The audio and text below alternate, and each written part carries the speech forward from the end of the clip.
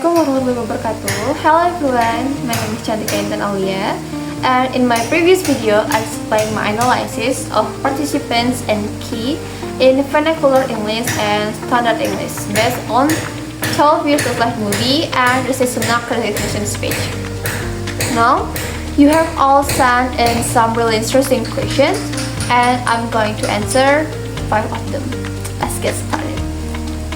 Question number 1, or the first question is, why is Solomon silent after being asked, "Are you a slave?" considered a powerful communicative act despite being wordless? Well, that's a good question. In the movie, and 12 Years a Slave movie, after being hit and asked, "Are you a slave?" by Birch, the slave trader, Solomon first bravely says no. But then, as the beating gets worse and he's asked again, Solomon chooses silence. This silence is a powerful act of resistance and self-preservation. Silence here functions as a non-verbal key, an emotionally loaded response that shows Solomon's refusal to surrender his identity even under threat. It proves he refused to be defined as a slave. The next question is, the movie shows how languages was used to show power or not back then. Do you think language still shows who has power in society today? In my opinion, yeah, language still shows power today. Even though not like the physical enslavement in 12 Years a Slave, now it's about shaping perceptions and influencing social status. In modern society, vernacular languages or dialects often act as markers or identity and community for certain groups. For example, in many places, a specific vernacular might be widely spoken within a particular ethnic or regional group, fostering a solidarity and unique cultural identity. However, when these speakers interact with dominant institution or the broader society, standard English or the national standard language is often the required language.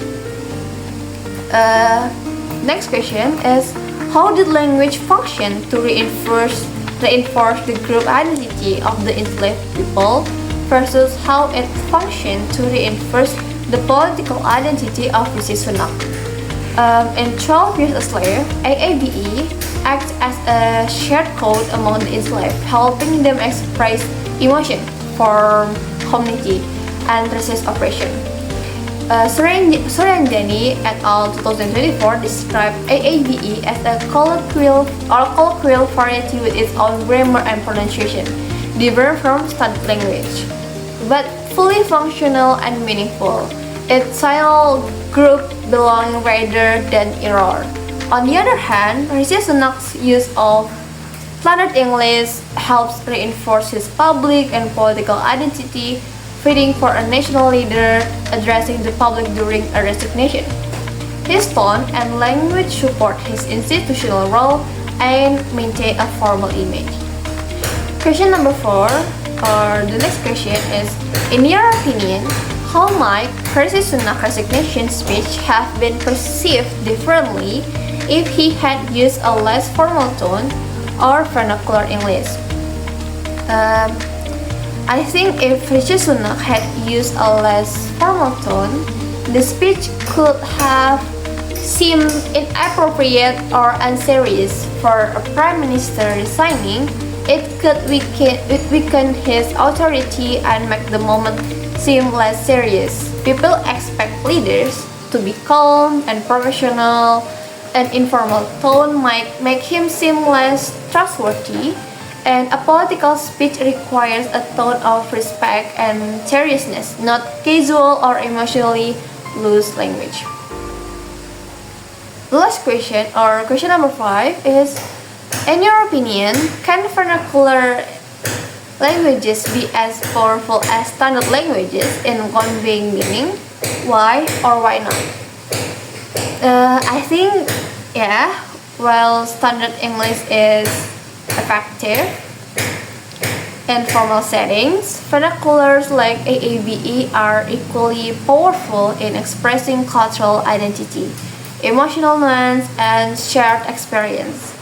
AABE is a structured and expressive expressive form of English used in informal context. The power of language doesn't lie in how standardized it is, but in how it functions within a community.